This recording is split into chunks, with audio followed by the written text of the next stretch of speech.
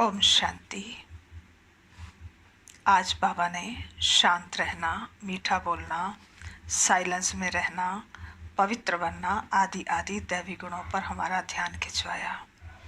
आज बाबा ने मुरली में मुख्य 7 सम्मान दिए। पहला, मैं शांत स्वरूप आत्मा हूँ, मैं पवित्र स्वरूप आत्मा हूँ, मैं सच्चा सच्चा आशिक हूँ, मैं विशाल बुद्धि आत्मा हूँ, मैं सफलता स्वरूप आत्मा हूँ, मैं सर्व सिद्धि स्वरूप आत्मा हूँ, मैं संगठन की शक्ति को बढ़ाने वाली आत्मा हूँ। ओम शांति। आज साकार बाबा की 23 अप्रैल 2020 के महावाक्य हैं। बाबा ने कहा, मीठे बच्चे, सबसे अच्छा दैवी गुण है शांत रहना, अधिक आवाज में ना आना, मीठा बोलना। तुम बच्चे अभी टाकी से मूवी से साइलेंस में जाते हो, इसलिए अधिक आवाज में ना आओ। बाबा ने प्रश्न पूछा, किस मुख्य धारणा के आधार से सर्व दैवी गुण स्वतः आते जाएंगे? उत्तर है, मुख्य है पवित्रता की धारणा। देवताएं पवित्र हैं, इसलिए उनमें दैवी गुण हैं। इस दुनिया में कोई में भी दैवी गुण हो नहीं सकते। रावण राज्य में दैवी गुण कहाँ से आए? तुम रॉयल बच्चे अभी दैवी गुण धारण कर रहे हो। आज का गीत है, भोलेनाथ से निराला कोई और नहीं, मेरी बिगड़ी बनाने वाला कोई और नहीं। ओम शांति। अभी बच्चे समझते हैं कि बिगड़ी को बनाने वाला एक ही है। भक्ति मार्ग में अनेकों के पास जाते हैं, कितने तीर्थ यात्राएं आदि करते हैं। बिगड़ी को बनाने वाला, पतितों को पावन बनाने वाला तो एक ही है, सद्गतिदाता, गाइड, लिबरेटर, वह भी एक ही है। अब गायन है, परंतु अनेक मनुष्य, अनेक धर्म, मठ, पंथ, शास्त्र होने के कारण अनेक रास्ते ढूंढते रहते हैं।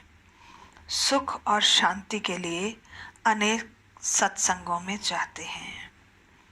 जो नहीं जाते वह मायावी मस्ती में ही मस्त रहते हैं।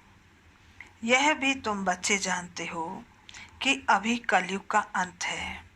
मनुष्य यह नहीं जानते कि सतयुग कब होता है, अभी क्या है।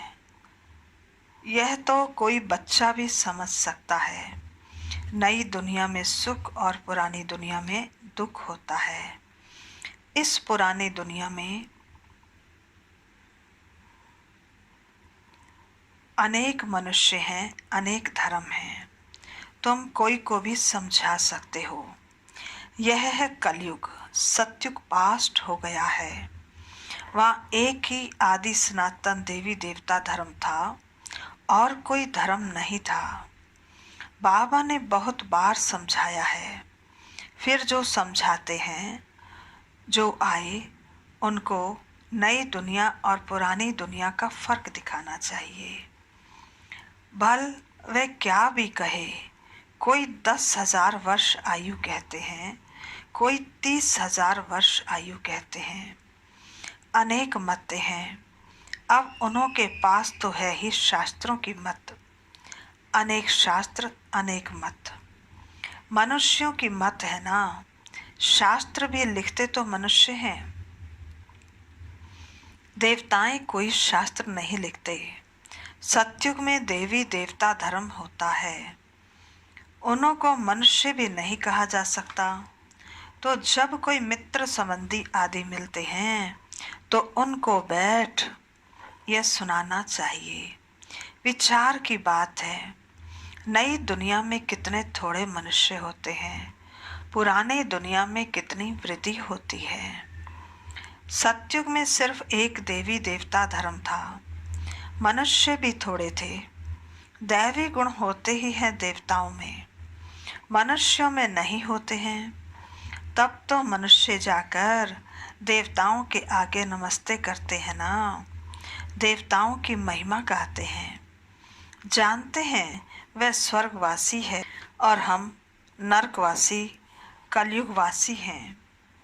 मनुष्यों में दैवी गुण हो न सके। कोई कहे फलाने में बहुत अच्छे दैवी गुण हैं, बोलो नहीं, दैवी गुण होते ही हैं देवताओं में, क्योंकि वह पवित्र हैं। यहाँ पवित्र न होने के कारण कोई में दैवी गुण हो न सके, क्योंकि आसुरी रावण राज्य है ना। नए झाड़ में दैवी गुण वाले देवताएं रहते हैं, फिर झाड़ पुराना होता है। रावण राज्य में दैवी गुण हो न सके। सतयुग में आदि सनातन देवी देवताओं का प्रवृत्ति मार्ग था।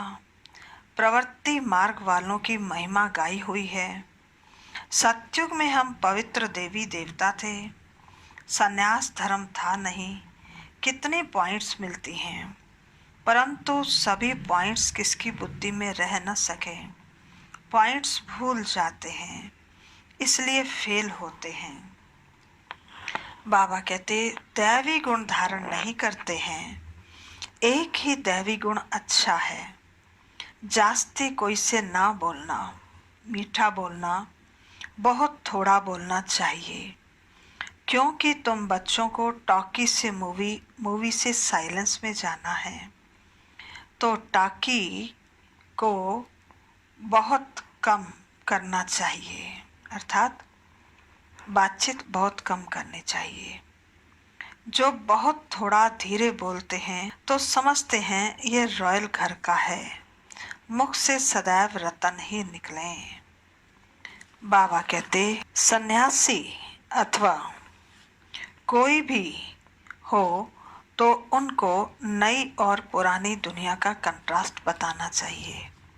नई और पुरानी दुनिया का कंट्रास्ट क्या है? नई दुनिया है सतयुग और पुरानी दुनिया है कलयुग। नई दुनिया में है सुख, पुरानी दुनिया में है दुख। नई दुनिया में सभी श्रेष्ठाचारी हैं और पुरानी दुनिया में सभी भ्रष्टाचारी हैं। नई दुनिया में सभी पवित्र हैं और पुरानी दुनिया में सभी पतित हैं। बाबा कहते सतयुग में दैवी गुण वाले देवताएं थे, वह प्रवृत्ति मार्ग था। तुम सन्यासियों का धर्म ही अलग है। फिर भी यह तो समझते हो ना, नई सृष्टि सतो प्रधान होती है। अभी तमो प्रधान है, आत्मा तमो प्रधान होती है तो शरीर भी तमो प्रधान मिलता है। अभी है ही पतित दुनिया, सबको पतित कहेंगे। वह है पावन सतो प्रधान दुनिया। वही नई दुनिया सो अब पुरानी होती है। इस समय सभी मनुष्य आत्माएं नास्तिक हैं, इसलिए ही हंगामे हैं। धनी को ना जानने के कारण आपस में लड़ते झगड़ते रहते हैं। रचयिता और रचना को जानने वाले को आस्तिक कहा जाता है। सन्यास धर्म वाले तो नई दुनिया को जानते ही नहीं, तो वहाँ आते ही नहीं। बाप ने समझाया है, अभी सब आत्माएं तमो प्रधान बनी हैं, फिर सभी आत्माओं को सतो प्रधान कौन बनाए? वह तो बाप ही बना सकते हैं। बाप के अलावा कोई नहीं बना सकता तमो प्रधान दुनिया को सतो प्रधान। बाबा कहते सतो प्रधान दुनिया में बहुत थोड़े मनुष्य होते हैं, बाकी सब मुक्ति धाम में रहते हैं। ब्रह्म तत्व है जहाँ हम आत्माएं निवास करती हैं, उनको कहा जाता है ब्रह्मांड। आत्मा तो अविनाशी है। यह अविनाशी नाटक है जिसमें सभी आत्माओं का पाठ है। नाटक कब शुरू हुआ वह कभी कोई बता न सके। यह अनादि ड्रामा है ना। बाप को सिर्फ पुरानी दुनिया को नई बनाने आना पड़ता है। ऐसे नहीं कि बाप नई सृष्टि रचते हैं। जब पतित होते हैं तब ही पुकारते हैं। सतयुग में कोई पुकारते नहीं। सतयुग है ही पावन दुनिया। रावण पतित बनाते हैं, परम पिता परमात्मा आकर पावन बनाते हैं। आधा आधा जरूर कहेंगे। ब्रह्मा का दिन और ब्रह्मा की रात आधा आधा है। ज्ञान से दिन होता है, वहाँ अज्ञान है नहीं। भक्ति मार्ग को अंधियारा मार्ग कहा जाता है। देवताएं पुनर्जन्म लेते लेते फिर अंधियारे में आते हैं। इसलिए इस सीढ़ी में दिखाया है मनुष्य कैसे सतो रजो तमो में आते हैं। अभी सबकी जर्जरी भूत अवस्था है। बाप आते हैं ट्रांसफर करने, अर्थात मनुष्य को देवता बनाने। जब देवता थे तो आसुरी गुण वाले मनुष्य नहीं थे। अभी इन आसुरी गुण वालों को फिर दैवी गुण वाला कौन बनावे। अभी तो अनेक धर्म अनेक मनुष्य हैं, लड़ते झगड़ते रहते हैं। सतयुग में एक धर्म है तो दुख की कोई बात ही नहीं। शास्त्रों में तो बहुत दंत कथाएं हैं, तो जो जन्म जन्मांतर पढ़ते आए हैं। बाप कहते हैं ये सब भक्ति मार्ग के शास्त्र हैं, उनसे तो मुझे प्राप्त नहीं कर सकते। मुझे तो स्वयं एक ही बार आकर सबकी सदगति करनी है। ऐसे वापस कोई जा न सके। बहुत धैर्य से बैठ समझाना चाहिए, हंगामा भी ना हो। उन लोगों को अपना अहंकार तो रहता है ना। साधु संतों के साथ फॉलोअर्स भी रहते हैं। झट कह देंगे इनको भी ब्रह्मा कुमारियों का जादू लगा है। सियाने मनुष्य जो होंगे वह कहेंगे यह विचार करने योग्य बातें हैं। मेले प्रदर्शनी में अनेक प्रकार के आते हैं ना। प्रदर्शनी आदि में कोई भी आए तो उसे बड़े धैर्य से समझाना चाहिए। जैसे बाबा धीरज से समझा रहे हैं। बहुत जोर से बोलना नहीं चाहिए। प्रदर्शनी में तो बहुत इकट्ठे हो जाते हैं। फिर कह देना चाहिए कि आप कुछ टाइम देकर एकांत में आकर समझेंगे तो आपको रचयिता और रचना का राज समझाएंगे। रचना के आदि मध्य अंत का राज रचयिता बाप भी समझाते हैं। बाकी तो सब नेति नेति ही करके जाते हैं। कोई भी मनुष्य जा न सके। ज्ञान से सद्गति हो जाती, फिर ज्ञान की दरकार नहीं होती। यह नॉलेज सिवाय बाप की कोई समझा न सके। समझाने वाला कोई बुजुर्ग होगा तो मनुष्य समझेंगे यह अनुभवी है। जरूर सत्संग आदि किया होगा। कोई बच्चे समझाएंगे तो कहेंगे ये क्या जाने। तो ऐसे ऐसे बुजुर्ग का भी असर पड़ सकता है। बाप एक ही बार आकर सब नॉलेज समझाते हैं। तमो प्रधान से सतो प्रधान बनाते हैं। माताएं बैठ समझाएंगी तो बहुत खुश होंगे। बोलो ज्ञान सागर बाप ने ज्ञान का कलश हम माताओं को दिया है, जो हम फिर औरों को देते हैं। बहुत नम्रता से बोलते रहना है। शिव ही ज्ञान का सागर है जो हमको ज्ञान सुनाते हैं। कहते हैं मैं तुम माताओं द्वारा मुक्ति जीवन मुक्ति के गेट्स खोलता हूँ और कोई खोल ना सके। हम अभी परमात्मा द्वारा पढ़ रहे हैं। हमको कोई मनुष्य नहीं पढ़ाते हैं। ज्ञान का सागर एक ही परम पिता परमात्मा है। तुम सब भक्ति के सागर हो, भक्ति की अथॉरिटी हो, ना कि ज्ञान की। ज्ञान की अथॉरिटी एक मैं ही हूँ। महिमा भी एक की ही करते हैं, वही ऊंचते ऊंच हैं। हम उनको ही मानते हैं। वह हमको ब्रह्मा तन से पढ़ाते हैं, इसलिए ब्रह्मा कुमार कुमारियां गाए हुए हैं। ऐसे बहुत मीठे रूप में बैठ समझाओ। बल कितना भी पड़ा हुआ हो, ढेर प्रश्न करते हैं। पहले पहले तो बाप पर ही निश्चय कराना है। पहले तुम यह समझो, रचता बाप है या नहीं। सभी का रचयिता एक ही शिव बाबा है। वही ज्ञान का सागर है। वह बाप टीचर सतगुरु है। बाबा कहते, पहले तो यह निश्चय बुद्धि हो कि रचिता और रचना के आदि मध्य अंत का वे ज्ञान देते हैं। वही हमको समझाते हैं। वह तो जरूर राइट ही समझाएंगे, फिर कोई प्रश्न उठ ना सके। बाप आते ही हैं संगम पर, सिर्फ कहते हैं मुझे याद करो तो पाप भस्म हो जाएं। हमारा काम ही है पतित को पावन बनाने का। अभी तमो प्रधान दुनिया है।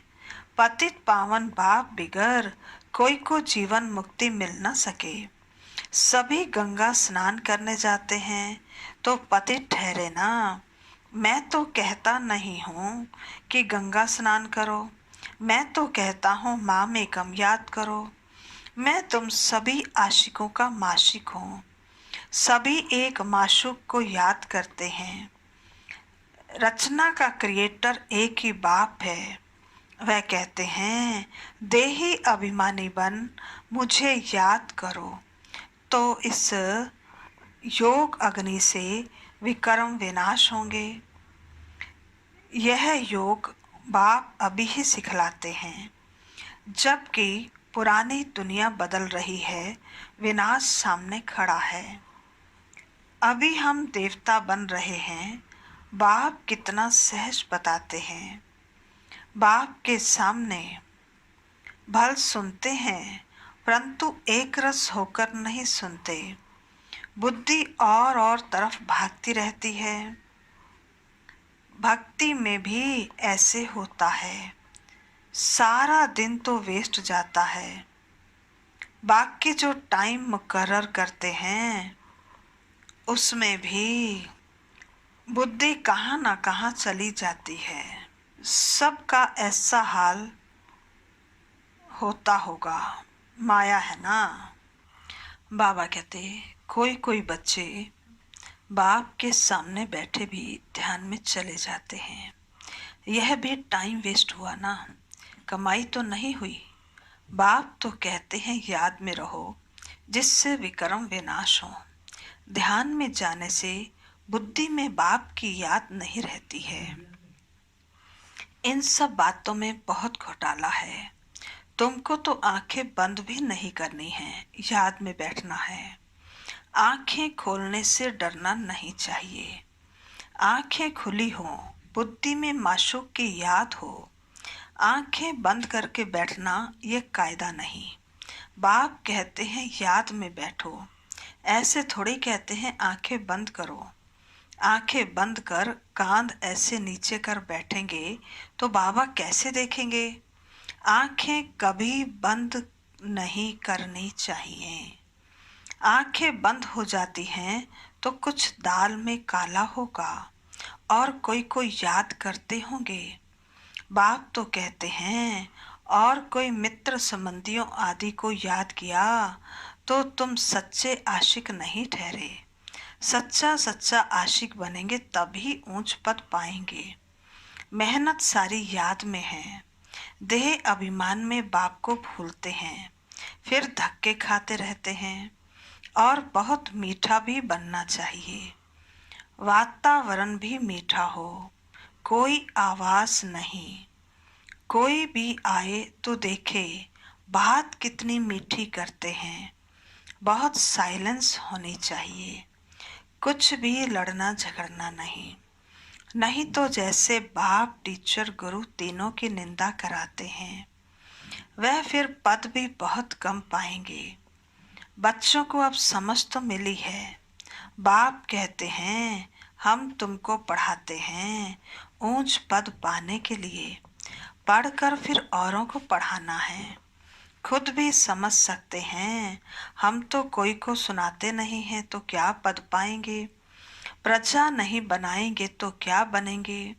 योग नहीं, ज्ञान नहीं लेंगे तो फिर जरूर पड़े हुए के आगे भरी ढोनी पड़ेगी। अपने को देखना चाहिए। इस समय नापास हुए, कम पद पाया तो कल्प कल्पांतर कम पद हो जाएगा। बाप का काम है समझाना, नहीं समझेंगे तो अपना पद भ्रष्ट करेंगे। कैसे किसको समझाना चाहिए वह भी बाबा समझाते रहते हैं। कितना थोड़ा और आहिस्ते आहिस्ते बोलेंगे उतना अच्छा है। बाबा सर्विस करने वालों की महिमा भी करते हैं, बहुत अच्छी सर्विस करते हैं तो बाबा के दिल पर चढ़ते हैं। सर्विस से ही तो दिल पर चढ़ेंगे ना। याद की यात्रा भी जरूर चाहिए, तभी सतो प्रधान बनेंगे। सजा जास्ती खाएंगे तो पद कम हो जाएगा। पाप भस्म नहीं होते हैं तो सजा बहुत खानी पड़ती है, पद भी कम हो जाता है, उसको घाटा कहा जाता है। यह भी व्यापार है ना, घाटे में नहीं आना चाहिए। दैवी गुण धारण करो, ऊंच बनना चाहिए। बाबा उन्नति के लिए किस्म किस्म की बातें सुनाते हैं। अब जो करेंगे सो पाएंगे। तुमको परिस्तानी बनना है, गुण भी ऐसे धारण करने हैं। अच्छा, मीठे मीठे सिकिल दे बच्चों प्रति मात पिता बाप दादा का याद प्यार और गुड मॉर्निंग। रूहानी बाप की रूहानी बच्चों को नमस्ते। हम रूहानी बच्चों की रूहानी बाप दादा को नमस्ते नमस्ते नमस्ते। सदा रहेंगे हंसते, बनेंगे फरिश्ते, चलेंगे परम धाम के सीधे रास्ते। धारणा के लिए मुख्य सार पहला है, किसी से भी बहुत नम्रता और धीरे से बातचीत करनी है। बोल चाल बहुत मीठा हो, साइलेंस का वातावरण हो, कोई भी आवाज ना हो, तब सर्विस में सफलता होगी। दूसरा है, सच्चा सच्चा आशिक बन एक माशूक को याद करना है। याद में कभी भी आंखें बंद करके कांध नीचे करके नहीं बैठना है। कांध नीचे करके अर्थात ऐसे गर्दन नीचे करके बैठते हैं ना, तो बाबा कहते हैं ऐसे करके नहीं बैठना। और आंखें बंद करके बैठते हैं तो बाबा कहते हैं आंखें बंद करके भी नहीं, खुली आंख रखनी है सामने देखते हुए श्री बाबा को। देही अभिमानी होकर बैठना है, अर्थात अपने को भी आत्मा समझ के बैठना है। आज का वरदान है, विशाल बुद्धि द्वारा संगठन की शक्ति को बढ़ाने वाले सफलता स्वरूप भव। विशाल बुद्धि द्वारा संगठन की शक्ति को बढ़ाने वाले सफलता स्वरूप भव। संगठन की शक्ति को बढ़ाना यह ब्राह्मण जीवन का पहला श्रेष्ठ कार्य है। इसके लिए जब कोई भी बात मैच्योरिटी वेरीफाई करते हैं तो जहाँ मैच्योरिटी वहाँ मैं, यही है संगठन की शक्ति को बढ़ाना।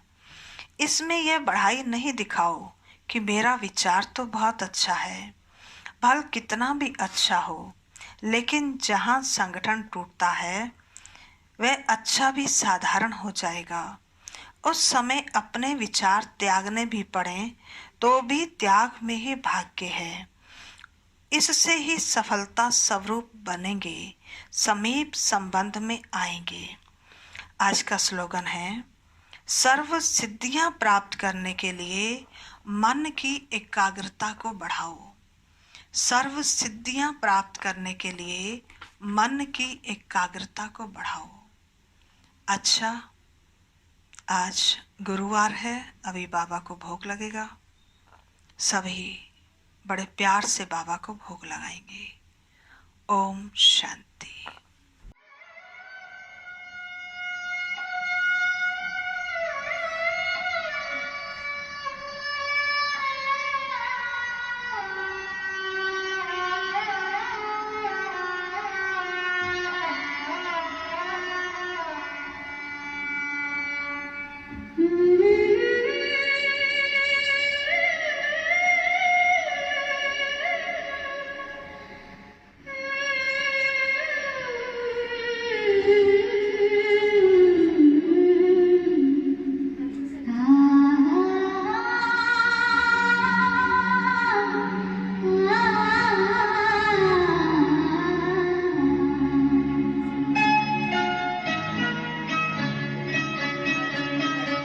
यही मन में है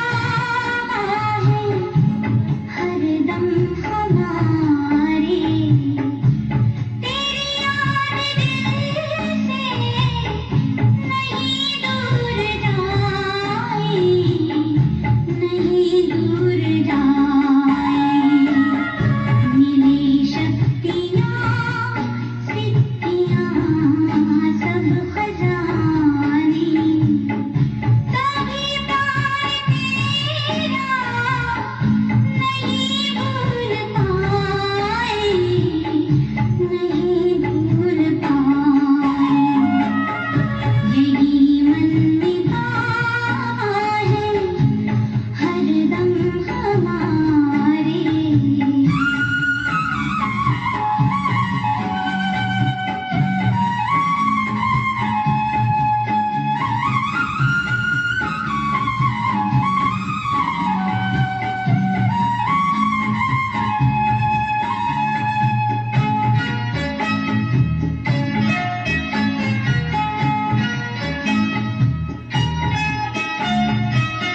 ये शोहरत भी क्या है, तुम्हारी ही दौलत, तुम्हारा दिया सब तुम्हारी बदौलत, तुम्हारे ही हम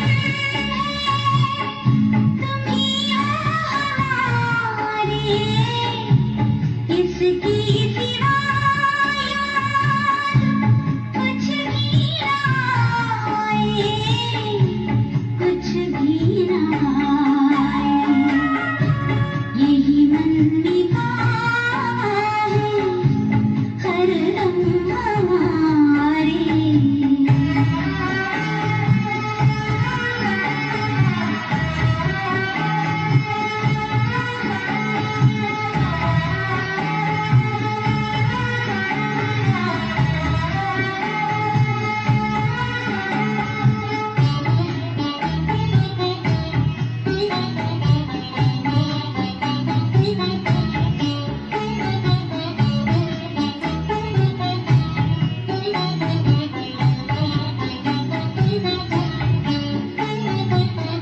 तुम्हीं तो गुणों से सजाते हो हमको, महिमा की माला पहनाते हमको। हम जो बने तुम्हारे बनाए, कहीं खुद पे हमको गुरूर न जाए, गुरूर न जाए। यही मन में है हरदम हमारे।